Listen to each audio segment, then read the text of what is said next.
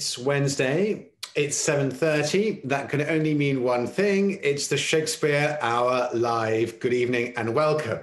My name is Simon Godwin. I'm the Artistic Director of the Shakespeare Theatre Company, and it's a real pleasure to welcome you back with us tonight for some high-level Shakespeare chat.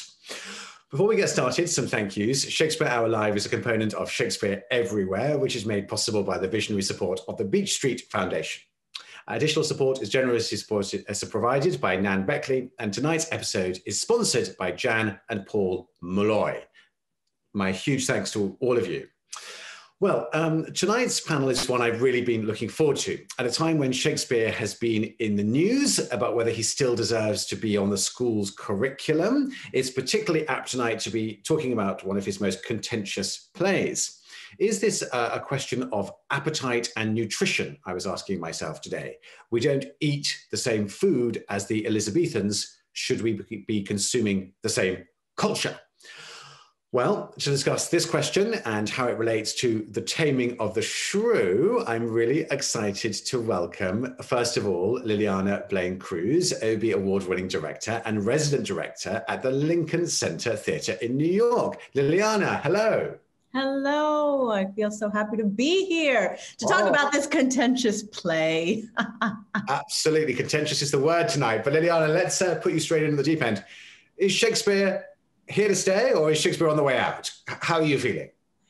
You know, I do think, to your point, there's this question of, I thought it was really apt. What are we consuming, and what does it mean to consume that? And how do we frame what's important to us? And I think the truth is, like, the writing's amazing. The writing's amazing. You're not going to lose the amazing writing. The writing's amazing. But the question is, like, what gets to be in Shakespeare's company, you know, and who gets to be in Shakespeare's company, and what is the dialogue, and how do we continue framing who we lift up and why. So I think it's too early to tell if we're going to burn it all down, but I do think it's a conversation about our idols. Yes, that's brilliant, and a conversation, it seems, about context, Lileana, of the ensemble, as it were, those that we surround Shakespeare with. Makes a lot of sense. So thank you. More shortly. Maureen Dowd, Pulitzer Prize winning journalist and New York Times columnist, is with us, returning to the show after last appearing on Shakespeare and Politics, I think. Maureen, how are you? Now, Maureen, are you muted? Sorry. I'm good, Simon. Terrific. And yeah, I'm muted the way they wanted to mute Kate. Oh, well, brilliant. A highly appropriate mode of stagecraft for Maureen to get the episode rolling. And Maureen, how, are you feeling kind of hot on Shakespeare? Is Shakespeare feeling part of your future tonight? Yeah, I tend to think that that we shouldn't only see and watch things that conform to the present state of our beliefs. You know, if the past challenges us, let's quarrel about it. We can learn from it, even if we've changed our practices. Mm-hmm. Okay. So I wouldn't write him off with a Me Too hashtag. He wrote some of the most amazing women characters in the history of literature. And in fact, he seemed to love his women characters more than the male characters. And also, it was 4 centuries ago. We can't, you know. Yeah, expect an easy symmetry with now. Okay, perfect. Well, thanks for joining us again, Maureen. And let me now introduce Dr. Tobias Gregory, Associate Professor and Director of Graduate Studies in English at Catholic University, and a contributor to the London Review of Books, a journal that I read, and indeed was reading in London when I read a wonderful piece by Dr. Gregory about Shakespeare and classical sources, and thought, goodness me, what a wonderful mind. We must get him on the Shakespeare Hour Live. And so I'm delighted that he's with us here this evening. How are you? May I call you Tobias, Dr. Gregory? Sure. I'm fine. Glad to be here.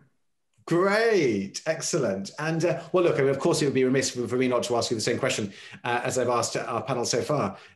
Shakespeare, in or out? Well, early days, I'd say in.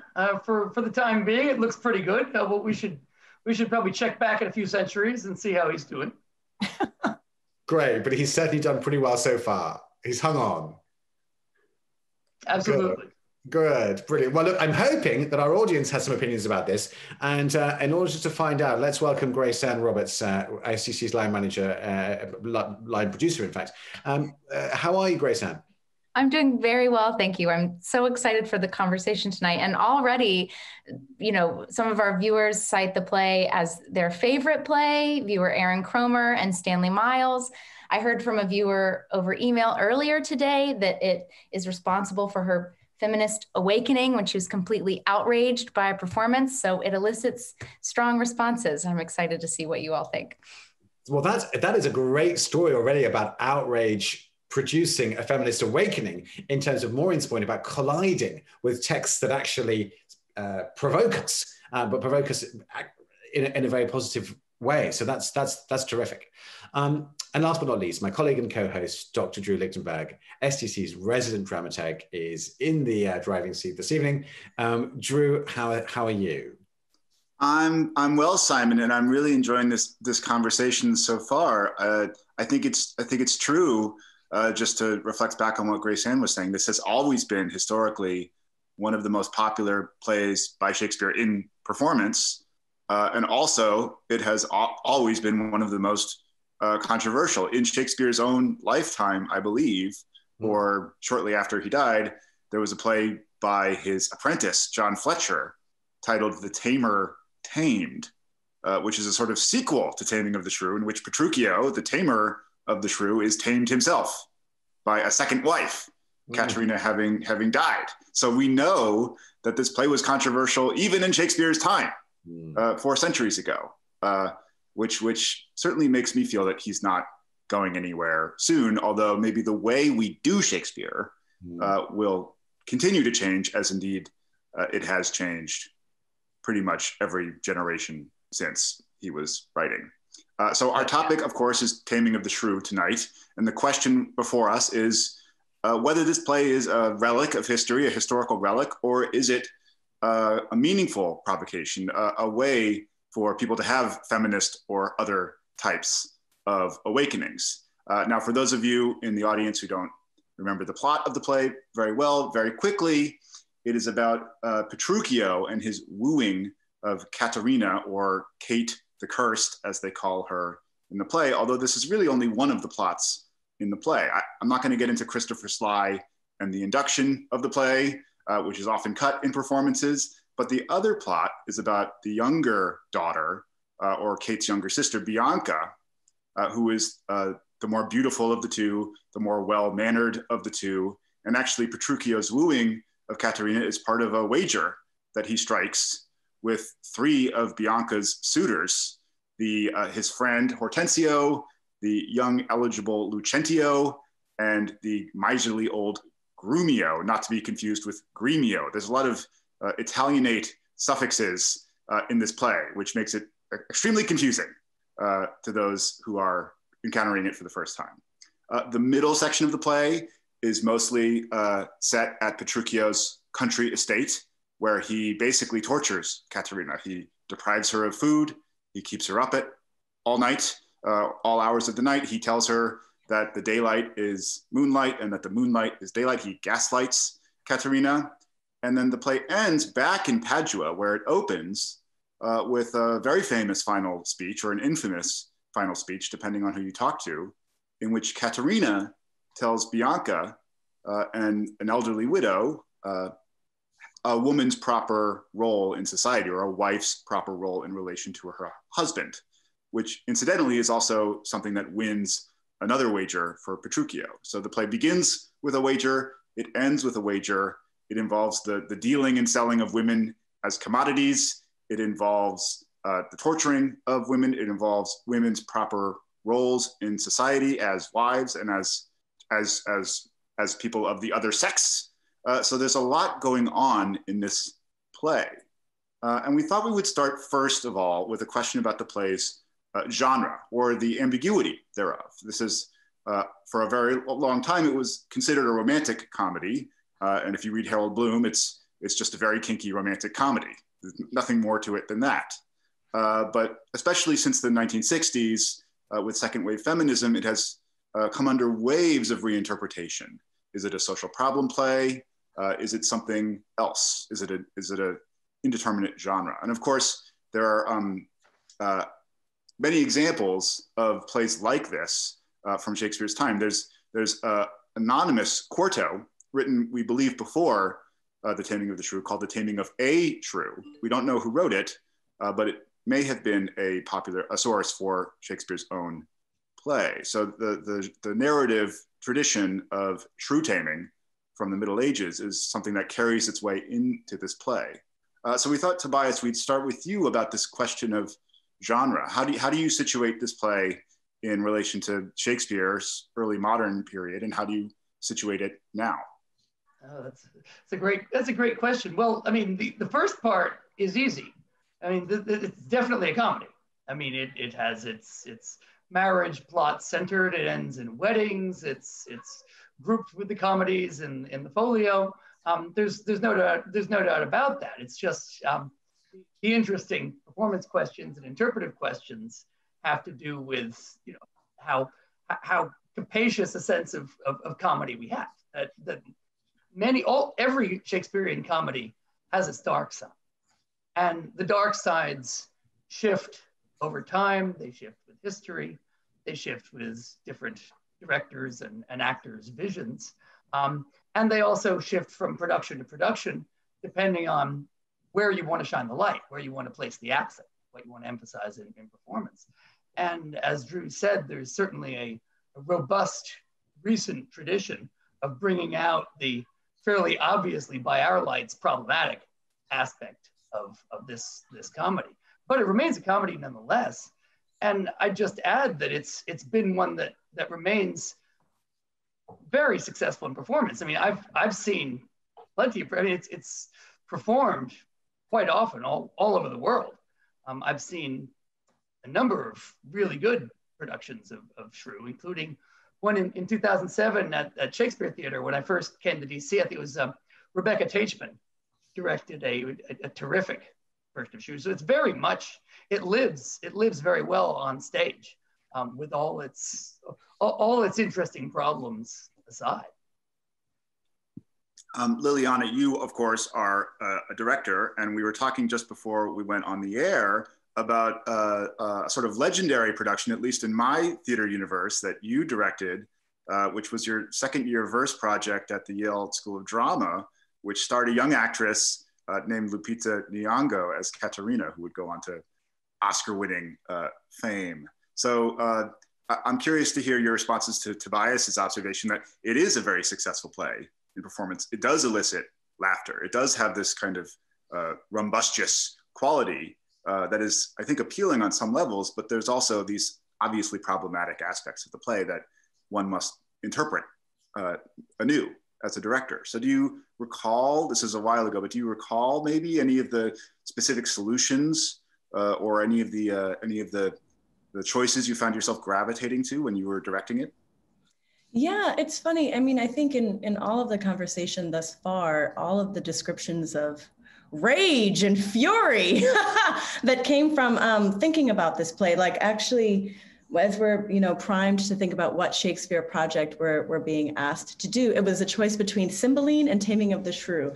And James Bundy, the artistic director, was like, I think you should read Taming of the Shrew. And I read it and I was filled with rage, pure, unadulterated rage, but also it's hilarious. So you have this combination of humor and rage, and that felt like a meaty combination to like enter into a production with, right? Because you're literally wrestling with a contemporary audience with how does this play live now? And I thought it was interesting, Drew, how you introduced the summary with Petruchio. And I was like, Petruchio? It's Kate. It's Kate's play. What are you talking about, Petruchio? This is a play about Kate. And that in some ways informed, for me, the production. If this was if we really looked at Kate as the center, then you can potentially see her as basically the smartest person in the room, right? Who just is misunderstood, right? And that's why production in some ways can serve as a lens of reinvestigating what might seem to be an outdated text. You can reinvestigate it anew. And Lupita, playing the part of Kate, further emphasized Kate's outsiderness inside of the play, right? So you have a single Black woman in a room full of white people, you know what I mean? Being called shrew, being called ugly, being called outspoken, being called the worst names, being called unattractive. And she's beautiful and she's intelligent and she's incredible. And yet the world has kind of pitted itself against her. And so my production was interested in prioritizing Kate's experience and watching things like torture be realized as true. And when you think about genre, it starts off as a comedy. I mean, misogyny can be really funny, as we've seen in contemporary culture and Hollywood movies, right? We laugh at misogyny. There's something familiar in its barbaricness, right? And then when after the wedding, when she gets taken away, and then we go into the torture sequences, I decided in the production to take that seriously, right? To take the manipulation of truth really seriously, which then led to a very complicated ending, which I'll wait to talk about later when we talk about the ending of the play. But essentially, like, I think that there is a lot to wrestle with, and as a director, kind of envisioning what it means to live inside of this universe with this play, those were some of the things that I was considering. Yeah, I think that's brilliant, Lileana. And of course, like, I don't know what role unconscious bias plays in my synopsizing of the play. Why start with Petruchio at all? I mean, the play begins with talk of this dynamo, this force of nature that is Katerina, who is throwing these idiots out of her house. Will have nothing to do with them. She is really a unique figure in the canon in many ways. What I think is really interesting about there are many points to draw out, but one is the proximity of this kind of white hot energy of rage and fury, and also the humor of the play. It seems to me like these things, maybe that's part of what's unique about the texture of this play dramaturgically, is the heatedness of it, and also the humorousness of it, the heat of the misogyny, and also the comedy. Yeah, I mean, listen, Kate and Petruchio's first scene together is like the hottest, sexiest, most violent, terrifying moment. You're like, oh my God, chemistry, alive, in language, two really intelligent people like going head to head. Like that's what like makes the play vibrant, right? When you're watching two potential equals like coming and fighting head to head, that's exciting. But then depending on where you go, like that transformation is part of the choice of how to see the world. Yeah, absolutely. Yeah, exactly. You can take that energy into some very dark places, intentionally or unintentionally. And actually, Maureen, this is a perfect way of pivoting to you, because you were emailing me earlier today about that very scene with, I think, the most obscene tongue reference in the entire canon. This very hot scene between Petruchio and Kate. I'm wondering how you respond to this question of the genre of the play and how we deal with it now in the 21st century.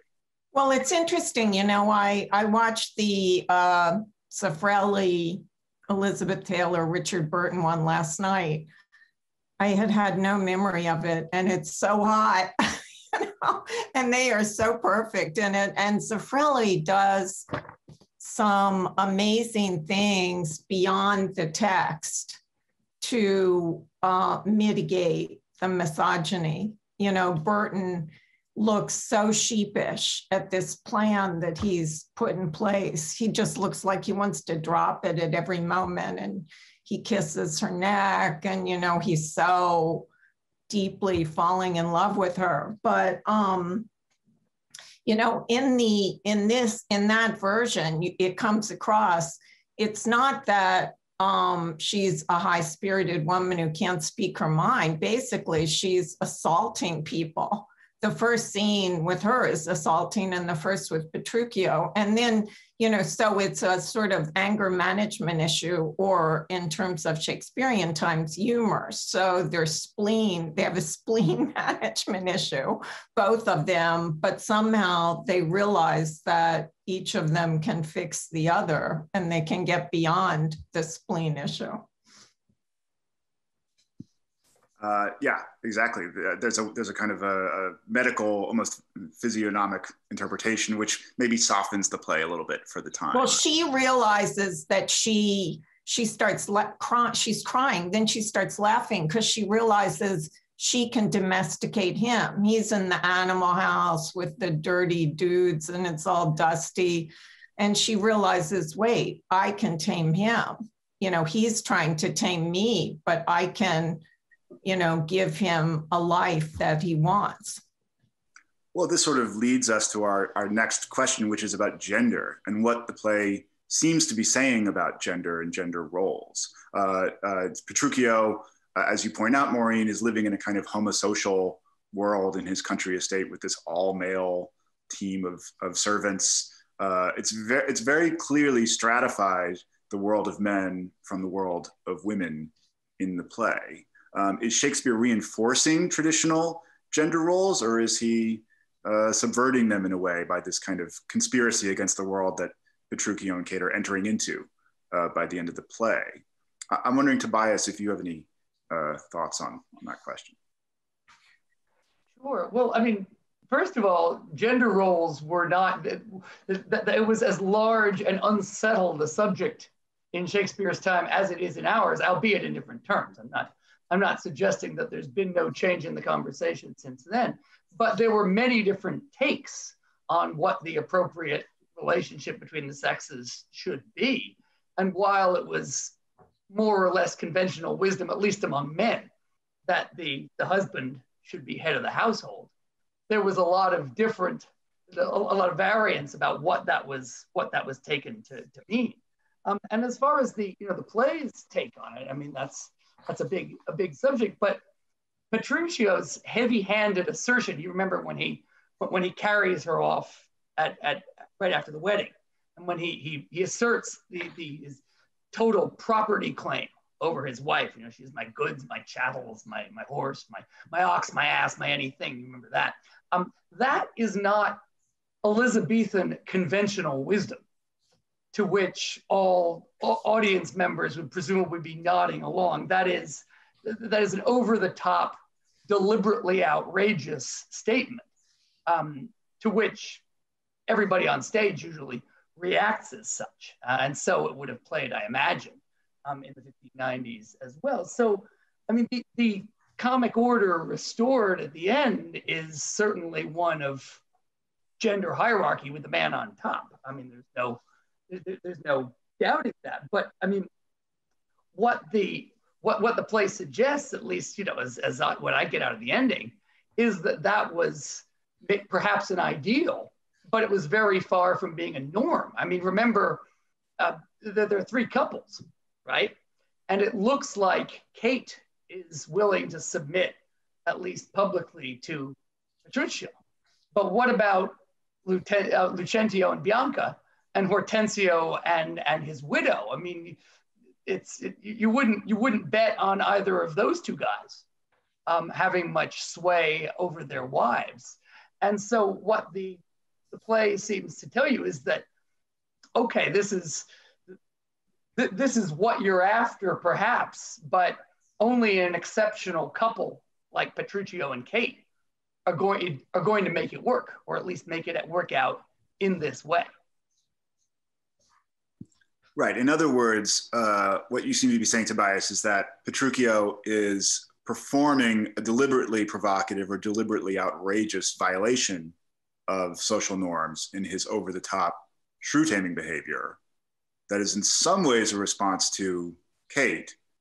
And by the end of the play, they seem to be the most normal of the three couples, or the ones that seem to have the best working relationship with each other, as opposed to Bianca and the widow, who, as it's pointed out in that scene, don't come when their husbands call for them. Well, right. I mean, it depends how you play it, but I think that's the easiest conclusion to draw, is that it looks like a world of strife for the other two. And yeah, I mean, and Petruchio is quite frank. Remember that nighttime soliloquy, and what Lileana quite rightly refers to as the torture sequence, the torture part of the play back at his place, which you remember John Cleese in the BBC version comes out with a candle, yawning and sort of in his nightgown. He's perfectly upfront with us, at least, that this is an act. that these are extreme measures that he's putting on for this purpose. And that doesn't make it any less problematic. But it does suggest that he has in mind all along that this isn't how the marriage is always going to be. This is the moment when he sort of drops the mask, in other words. Maureen, you wowed us last time with your comparison of Dick Cheney to Lady Macbeth. I'm wondering if this reminds you of any figures in contemporary Washington life, this dynamic. Yes, Drew. Even though many people think the Taming of the Shrew is outdated, how far away from it are we really under the surface 4 centuries later? Hillary, Nancy Pelosi, Michelle Obama, Elizabeth Warren, Kamala Harris have all faced sexist comments. In 2006, before Pelosi became speaker the first time, the New York Post headline was, "Call her Nancy Shrew." What is so hard about these words like slut and shrew and furies and harpies and scold and harridan and termagant for women, the castrata sonata, as I call them, is this: they have no male equivalents. You can't insult a male that way, but I'm going to try anyway. We have all been trapped in a gender-bending Taming of the Shrew production for the last 5 years. Donald Trump has the nastiest, bitchiest tongue ever seen in American politics. He is, as Kate was dubbed, an irksome, cursed, mad fiend from hell. So the tortured tango we have been watching in the Republican Party trying to tame Trump, the shrew of Twitter and now email and tonight Hannity. Lindsey Graham says, well, Trump is a handful. He's the only hope that Republicans have. Petruchio could easily have described Kate as a handful. Kevin McCarthy has done his best to flatter Trump as Petruchio does Kate while curbing his wildcat ways. Mitch McConnell tried to tame Trump by not voting to convict him on impeachment, even though he declared him responsible for the Capitol riot afterwards. But Trump, unlike Kate, will not be tamed. He slammed McConnell back this week with a supremely shrewish statement, threatening to primary Mitch's candidates and calling him a dour, sullen, unsmiling political hack. He wanted to add something about his double chins, but he was pulled off of that. So I just think it's always useful in these cases to flip it around and see who's the male shrew and how far have we come. Have we, let's not dismiss it as outdated while women politicians today are facing some of this treatment. Yeah, certainly. I feel like Hillary and Nancy Pelosi are always compared to Medea and Lady Macbeth, which is this sort of misogynistic tradition of labeling female politicians as a kind of doom lady or a death force in some way.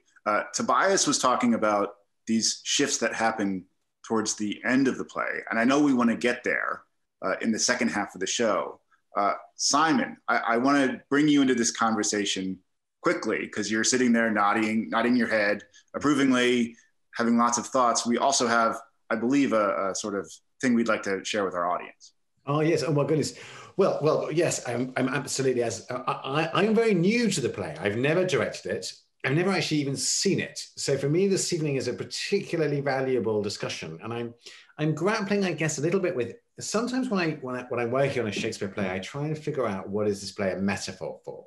Like, I've been working on Romeo and Juliet, and I've been thinking, well, what is Romeo and Juliet like? This is surely it's not a play that's literally about loving someone until to the point where you're willing to die for them, because most of us hopefully will never be in that situation. So, what is Shakespeare trying to say about the everyday experience of love? And I suppose there's something about what is the psychodrama of the Taming of the Shrew that is accessible to us today about the relationship of the self. What are they? Either it is a dramatization of the battle of the sexes, or it is something about the inner conflict that is to do with fear, intimacy, giving yourself over, surrendering the male and female in each of us. How much does it have a life as, I wonder, in that direction? Because yes, it seems to be very challenging, the ending. And I really hear Lileana's point about but the barbaric is funny, but at what cost? And I think Maureen is also identifying a certain vocabulary influence that comes. And I run a Shakespeare theatre, so I'm a fan, but I'm also, my job, I feel like, is to serve Shakespeare with skepticism as well at times, and through confronting the plays as well as simply letting them speak for themselves, which is not something that you could probably do anyway. Anyway, that's my little two-penneth, and I'm looking forward to returning those thoughts back to the panel. Before I do so, I will just, if I may, share with all of you a commercial break, as much as we ever have one on the Shakespeare Hour, which features a trailer for our new digital production of All the Devils Are Here, which is written and starring STC-affiliated artist Patrick Page, star of Hadestown, The Lion King, who's been on this show already. The show is, I'm pleased to say, a New York Times critic's pick, and thank you, Maureen, and has been called, dare I say, perfection by the Wall Street Journal. Certainly, I don't think a show that I've ever directed has been called that, so congrats to Alan Paul and Patrick Page. If you haven't seen it already, please visit us online to learn more about the show and indeed purchase your tickets. And if you have seen it already, please tell your friends. Until then, here's a little taste of the show. Come, thick night. Pall thee in the dunnest smoke of hell. Some people have no conscience whatsoever. My words fly up, my thoughts remain below. And from this torment I will free myself, or hew my way out with a bloody axe!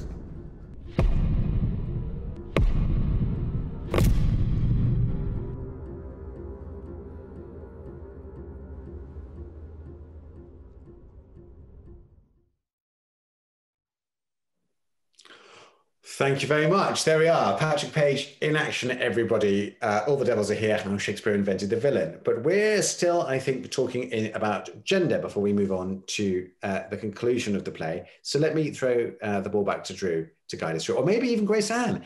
Grace Ann, how are you doing? Thoughts on this? Thoughts from the audience? Questions from those watching tonight? I'm good. Lots of thoughts from those watching tonight. Maybe before we leave gender, we have a few questions asking specifically about STC's recent production that was an all-male cast. So I don't know how many of our panel might have seen that or been aware of the production, but maybe just to approach that even as a hypothetical sort of exercise, how does that complicate the gender politics in the play? Maureen, is that your hand? Well, I only wanted to say I talked to Michael Kahn last night and he didn't think it worked. And, you know, people twist and turn to figure out how to fix the play. You know, it started in 1929 with the film with Mary Pickford and Douglas Fairbanks, where she winks at that final speech. But so, you know, the Royal Shakespeare Company did it with a woman as Petruchia and the man as Kate. But Kahn said he would not do the play again. He doesn't find it funny and considers the abusive relationship off-putting. He said it's misogynistic from beginning to end. Men are terrible to women and women behave accordingly. But again, there's a Frelly production. Oh, here's what's interesting. I asked a Columbia drama professor how his young women students reacted.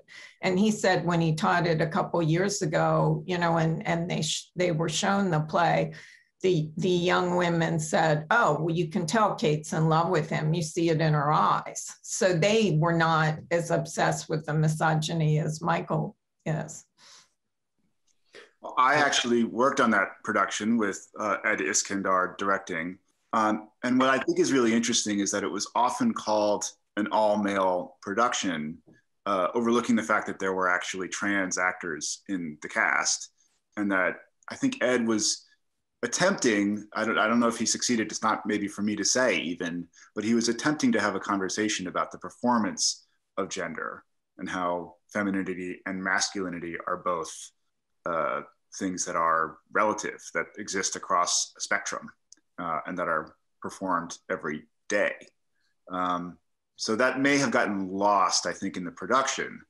Maybe a simplified approach may have made that clearer in some ways. Lileana, I think it's really interesting to get back to this question about how you approach the play, because it seemed like you were saying earlier that you really made real the middle section of the play after Caterina and Petruchio's wedding, and you didn't necessarily treat it as comedy. You didn't try to soften the misogyny or the pain, and in some ways the play itself changed, or the genre of the play changed in order to reflect that. I'm wondering if you want to weigh in here. Yeah, it's so interesting to hear Tobias and Maureen talk a little bit about performance, right? I'm deeply unsettled thinking about Trump as shrewish, because in the production of Taming of the Shrew, like Kate was the heroine, you know what I mean? So there was like an overturning of the idea of shrew. Like you understood that the attempt to silence her was an attempt to silence her intelligence, was an attempt to kind of condemn her wit, right? And what was part of the attraction between her and Petruchio was their intelligence, like meeting each other, right? And so whatever inkling there was of them actually having love matched on equal, you know what I mean, intelligence, got dashed in the second half of the play when it turned to really barbaric ways of attempting to kind of overpower her, right? But when you think about the ways in which he was trying to overpower her, there's a like psychological manipulation, which I think, to Maureen's point, we are still subject to this day, right? Like by turning over truths, by saying that it is the nighttime when it is obviously the daytime, you are conflicting reality, right? And that is a kind of torture which we have been subjected to, you know what I mean, over the last 4 years, right? That truth doesn't exist. And so by the end of the play, we're confronted with performance as a manipulative tool of ways in which we like either survive in society, right? Or in which society crumples truth into performance, right? So that nothing is true anymore. And that what Kate learns, right, is that everything is false. You know what I mean? That no truth exists. And what she learns at the end is how to lie, right? And so if you take that speech as her, over the course of her torture, learning how to perform the deepest, most terrifying lie, right? That's what she learned from Petruchio, who lies throughout the entirety of the play, right? And she learns her lesson. This production choice, which again, I fail to think of it as like a fixing, but it's just a drama, like it's a choice, right? And so she's serving them champagne as she speech, you know, she does this final most obedient speech, and they all toast. And she's like in her torn like white nightgown, and they all sip, and they're like, wow, she's really changed. And then they all just start choking and then they all start choking, and she's poisoned the champagne because that's what she's learned to do. That's how you learn to survive in America, right? You kill everybody and they all die. And then she's left there alone. And it's not, and for me, it's like a revenge tragedy because it's not comic, it's not funny, it's not happy. It's not like, ooh, she got him in the end, right? It's like, this is what we've learned. This is what we've learned to be. We've learned to be misogynist. We've learned to be abusive. We've learned to communicate with violence. We've learned that lying gets us places. We've learned that it's good to sell things. We've learned that capitalism, you know what I mean, can get us places. And that's a really horrible, terrifying truth that then she's attempted to decimate, but at what cost? And now she's, you know, there in the ruins and she walks out. So that was my production choice to kind of wrestle with all of the ugliness that exists inside of the play, because it is ugly.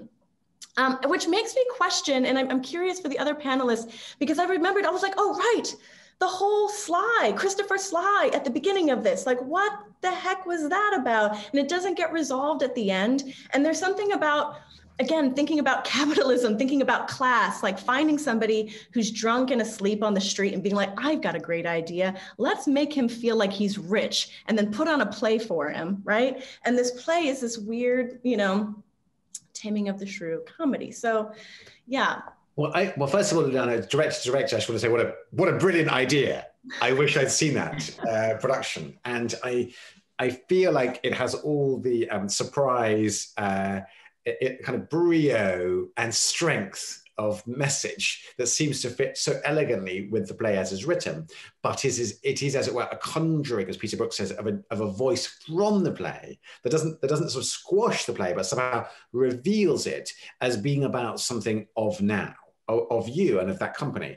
And funny enough, going back to where we started about how is Shakespeare for the future, I'm sure what Shakespeare needs is a sort of symbiotic relationship with those folks who are producing him, because those are the ones that will ultimately determine whether he continues to speak to audiences today meaningfully or not. And I think it is about taking the play by the scruff of the neck and shaking it until somehow, like Jacob and the angel, a message is found in it. I'm interested in your point about the induction scene and this framing, because and maybe Tobias will help me with this, but is it right that there is some speculation, or there is another, in the other Taming play, the induction is in fact completed, and that maybe there was a lost bit of perhaps of this play that Shakespeare kind of had written his epilogue, but it got lost or got muddled up with the other one, or because I think that certainly seems to be a textual riddle that in a way Lileana has drawn our attention to, Tobias. Right, no, that's exactly right, Simon. In the 1594 Taming of a Shrew, the induction bit, the sly business is rounded off. That it ends with him waking up. The gentleman sort of he's passed out, drunk, and they sort of put him back outside. And then he wakes up saying, "Oh my goodness, I've had this remarkable dream, this amazing dream. Now I know how to go home, and I'm going to go home and tame my own wife," right? And there are a couple of other, because as you'll recall, one of the weird things about the induction is that it just fades out after the first couple of scenes, which means that first question that a production has to answer is, what do you do with Sly after the first? I mean, I'd be interested to hear from Lileana what you did. I mean, one thing you can do is just skip it, as a lot of film productions, but both the BBC, John Cleese, Sarah Bedell, and the Zeffirelli that Maureen mentioned just dispense with the induction. And you can do that, no law against it. But then if you don't, you can either patch in this concluding material from the other play, or you've got to figure something out. And it's a puzzle that the text, as we have it, doesn't really help you solve. So how did you decide to play it, Lileana? So I decided to make the audience my Sly figure in a way, right? So not literal, like cut out the whole section, right? But the audience came in and we drank a lot, right? This was the time of beer kegs and young students. So it's like a party, right? And then Lucentio comes in and is like, "Woo, yeah, I'm here to study. This is amazing," right? And you're like, "You're not really here to study, sir." And so and at the end, when we find that drink, there's a sense of like the audience waking up, right? Because there's a direct connection between her and the audience. So we didn't really use it. We ended up cutting it. But that, for me, like that sense of like drinking and dreamlike and performance, and who's performing and why we're performing and who we're performing to and who we're in relationship with, all figured. And all very Shakespearean questions. I can't help thinking of Bottom's dream. And I mean, he will, of course, reinvestigate questions of alternative realities, as well as desire and gender, arguably in increasingly kind of sophisticated ways. I want to pivot back to Grace Ann, and then Drew, I think you're going to read us the last speech from the play, I hope, for us all just to ponder and hear a bit of Shakespeare this evening. But Grace Ann. I don't even really know where to begin. Our viewers have so many thoughts from all different angles about this play, but I'm gonna leave you all with an interesting comment from viewer Catherine that maybe we can get to after we hear Drew's reading. But she says, "It seems we may be overthinking this. Shakespeare borrowed the overdrawn characters from Plautus and Terence. We make a mistake when we ask whether the characters are in any way admirable." And I think that's an interesting comment in the context of our conversation. And I don't know if anyone has any immediate responses to that in regards to Shrew, but maybe you think about it and we can hear from you after. Well, I will just say, since we're talking about the induction, what's very interesting is that it appears to be set in a place that's very similar to Stratford upon Avon. It appears to be set in Warwickshire and the Midlands somewhere. It appears to be set now in a very recognizable vernacular England. So it's not Plautin or Terentian whatsoever. It's neo-realism in a way. And then we go to this kind of fairy tale Paduan setting. Another thing that's interesting about the induction is that one of the pranks that they play on Sly is to dress up this page boy and tell Sly that it's his wife. And the drunken Sly then demands his conjugal duties as a husband. So right away, there's this interplay between kind of like drag, gender performance, theatricality, and like husband and wifely inequality that is being set up thematically by the induction. So it seems like there's something deeper going on with the induction, although as Tobias was saying, it's very ambiguous and it's not ever explained. We never come back to it. And it has that wonderful speech about the dream that is exactly like Bottom's dream, as you were saying, Simon. Okay, so here is, I will do a dramatic reading now of Kate's final speech from Act 5, Scene 2. I apologize to everyone in advance. Fie, unknit that threatening, unkind brow, and dart not scornful glances from those eyes to wound thy lord, thy king, thy governor. It blots thy beauty as frosts do bite the meads, confounds thy fame as whirlwinds shake fair buds, and in no sense is meet or amiable. A woman moved is like a fountain troubled, muddy, ill-seeming, thick, bereft of beauty. And while it is so, none so dry or thirsty will deign to sip or touch one drop of it. Thy husband is thy lord, thy life, thy keeper, thy head, thy sovereign, one that cares for thee, and for thy maintenance commits his body to painful labor, both by sea and land, to watch the night in storms, the day in cold, whilst thou liest warm at home, secure and safe, and craves no other tribute at thy hands but love, fair looks, and true obedience. Too little payment for so great a debt. Such duty as the subject owes the prince, even such a woman oweth to her husband. And when she is froward, peevish, sullen, sour, and not obedient to his honest will, what is she but a foul contending rebel and graceless traitor to her loving lord? I am ashamed that women are so simple to offer war where they should kneel for peace, or seek for rule, supremacy, and sway when they are bound to serve, love, and obey. Why are our bodies soft and weak and smooth, unapt to toil and trouble in the world, but that our soft conditions and our hearts should well agree with our external parts? Come, come, you froward and unable worms, my mind hath been as big as one of yours, my heart as great, my reason haply more, to bandy word for word and frown for frown. But now I see our lances are but straws, our strength as weak, our weakness past compare, that seeming to be most which we indeed least are. Then veil your stomachs, for it is no boot, and place your hands below your husband's foot. In token of which duty, if you please, my hand is ready. May it do him ease. And it's an extraordinary passage of poetry, and yet the sentiments that it expresses are ones that are stomach turning to a contemporary reader, almost literally. I'm wondering from our panelists if we have any responses to hearing it read very poorly by your humble dramaturg. Well, I think read very well, Drew, from your humble artistic director.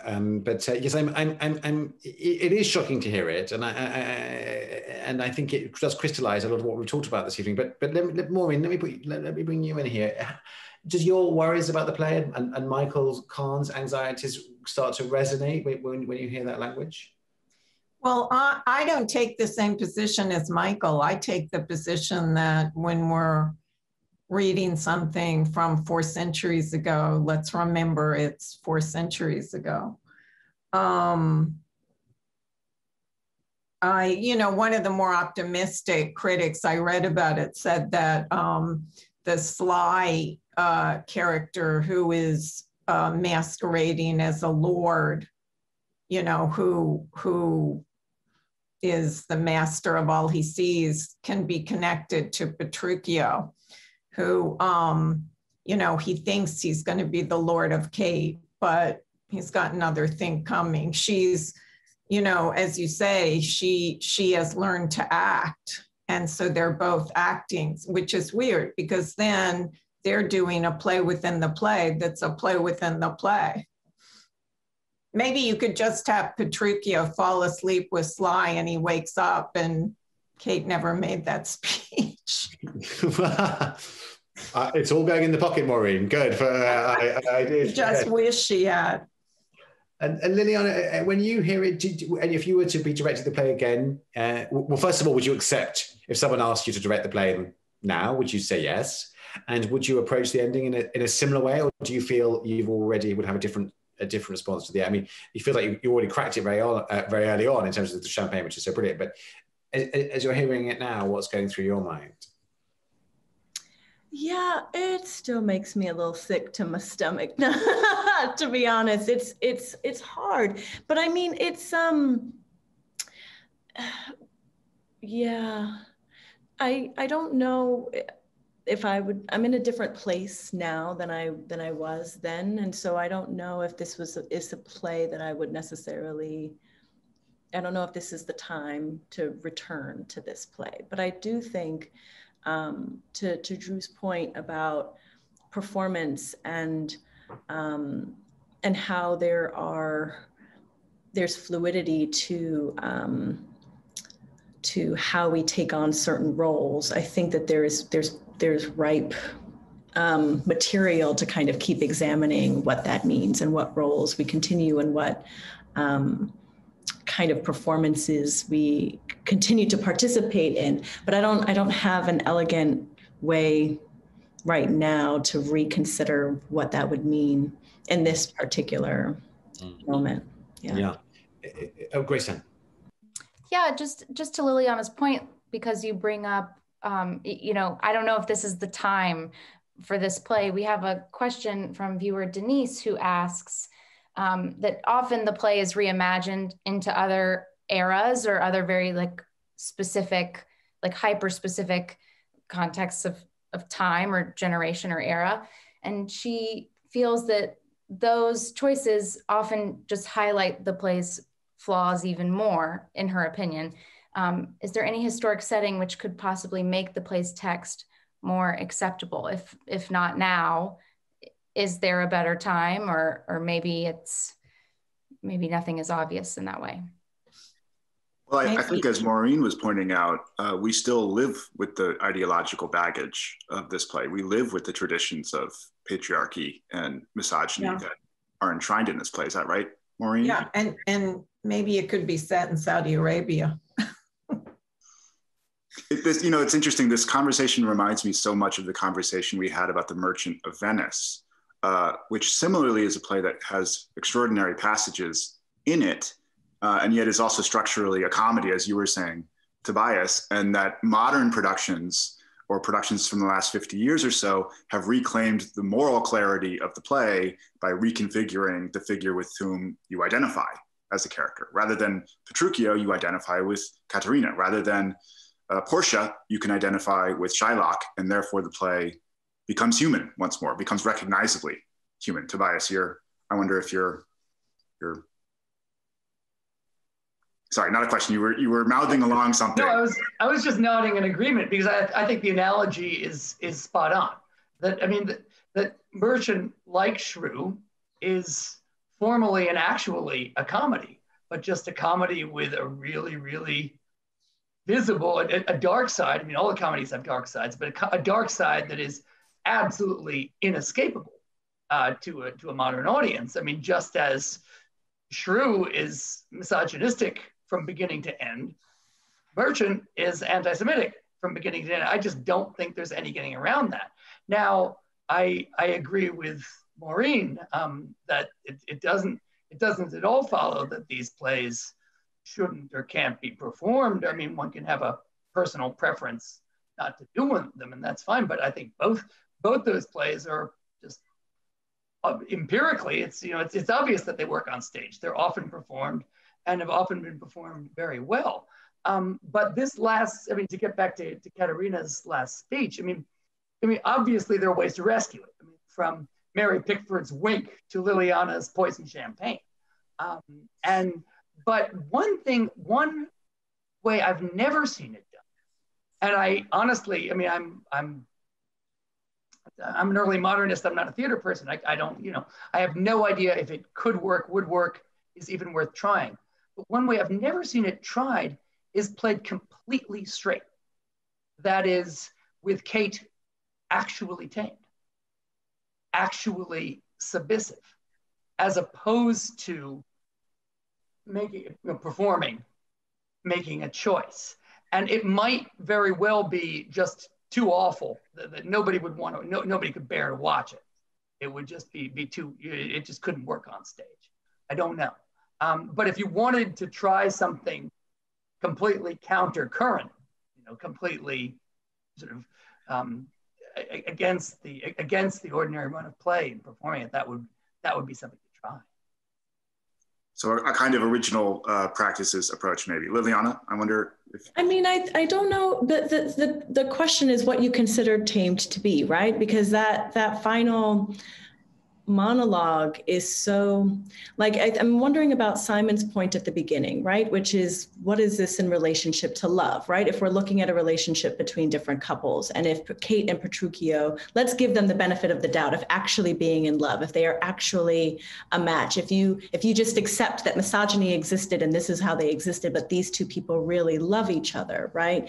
Then is there a way to examine that speech as somebody who refused to be surrendered to surrendering? You know what I mean? Is there a way to give that to Petruchio in a way that is like an act of love? But I think the problem is that the language is so, like, we can't escape context, we can't escape history, we can't escape the fact that there's been brutality and violence against women and silencing them. So to watch her take that language of silencing as one of love is where the like sickening in the stomach happens, because is that what we want? Is that what we want? Do we want to see a woman, you know what I mean, lose all of her wit and personality and life and fire in the act of love? I don't know. Yes, I mean, I think you've well identified, Lileana, the real dialogue and tension between then and now, because I can't help wondering whether that Shakespeare, who knows what he wanted, but there is a case to be made that was a sort of, as you say, then perhaps somewhere in it there is an impulse to love, but the problem is that we can't watch it like we would be standing in the Globe in Elizabethan. We just can't watch it with those eyes, and it would be an untruth, I suppose, for us to even assume that we could. But Grace Ann, you had your hand up, and I want to give room to you. I just, at a very early point in the conversation, I wanted to call out viewer Barbara S., who made the comparison between Shylock and Kate very early on in the conversation. And if critics have thought about Shakespeare's sympathy for Shylock, does he identify and sympathize with Kate, was something she had asked. But we came to that beautifully, so. And I think it is maybe, if we can, I don't know if we'll be able to resolve these tensions that we've put on the table in such intractable ways with a brief moral, but I do think it is a testament to Shakespeare's generosity of imagination, that even in a play like this, which has such flaws, you have a figure like Katharina who is so palpably alive, so thrillingly intelligent, so passionate that we feel that we know her and can recognize something of ourselves in her, as indeed he does in Shylock. It may be a case where you have Shakespeare, the dramatist, or the poet, who is more human in some ways than his times, and who can create these figures that offer us portals into reinterpreting these plays in a way that makes them feel once more alive for us and digestible in a way as pieces of entertainment. Yes, Maureen. Well, despite the awful last speech, the play has a similar arc to the greatest chick lit of all time, Pride and Prejudice. Petruchio says, I am peremptory, and she is proud-minded. So each has a flaw, but they fit together in a way that fixes both flaws. Yeah, I do think there's certainly a lot of Shakespeare in the DNA of Jane. We know she was a lover of the theater and had private theatricals. Yes, Simon. Well, I can't resist a segue, if I may, if you will indulge me, into next week, because viewers such as Laura, Roland, and John requested this topic as early as we looked through our emails as last June to say, please, please, please, can we do an episode on Shakespeare and the novel? So we're going to, next week, we're going to be joined by Pulitzer Prize winning author Jane Smiley, award-winning Washington Post columnist Alexandra Petri, and scholar Dr. Brandy K. Adams. Yes, we are, to talk about Shakespeare and the novel. And hopefully we'll get some Jane Austen into the discussion as well. I'll certainly be brushing up on her works before next week. And so I think it falls to me to end the hour by saying a huge thank you to Lileana, to Maureen, to Tobias for being such fabulous guests tonight, for being so generous with their time, their thoughts, their thinking, their feelings. Thank you. And of course, a huge thanks to Grace Ann, to Drew, and to all the staff at Shakespeare Theatre Company that bring the show together every week. And crucially, to all of you for tuning in, for being part of the great Shakespeare debate, and for keeping and helping to keep Shakespeare Theatre Company alive, to keep producing shows and events that together foster the kind of debate that we all so value. So it's good night from me, it's good night from my amazing panel, and we'll see you all next week. Goodbye.